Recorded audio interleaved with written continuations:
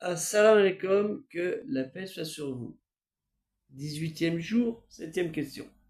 Que signifie le terme dhimmi?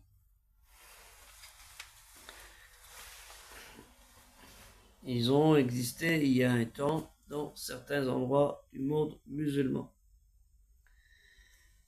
La réponse, Inch'Allah, vous la trouverez dans Afficher Plus, dans le lien Tipeee, dans Afficher Plus de la chaîne YouTube, et ce même lien dans le premier commentaire de la chaîne TikTok.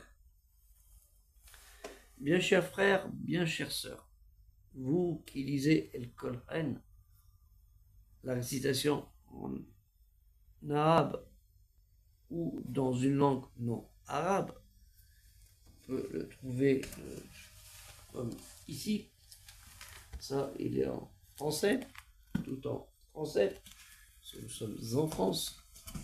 Et nous pouvons le trouver dans une version que vous pouvez vous faciliter en bilingue aussi, genre comme ça, français, arabe, pour avoir un éclairage.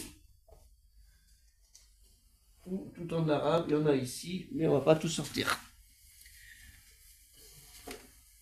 Pensez à partager dans la lecture que vous avez apprise et comprise cette parole de Dieu, Kalimati Allah. Car c'est très important. Si vous avez compris cette langue en arabe, qui est plus facile à comprendre, et que vous ne le transmettez pas, que vous gardez tout pour vous, il y a un petit problème quelque part. Allahu Alam, Dieu seul le sait.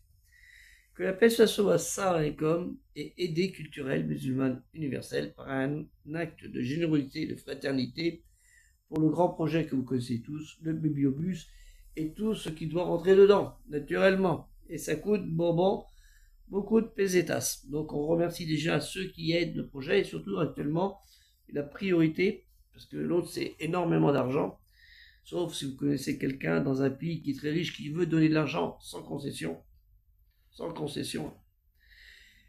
ce sera une bonne chose.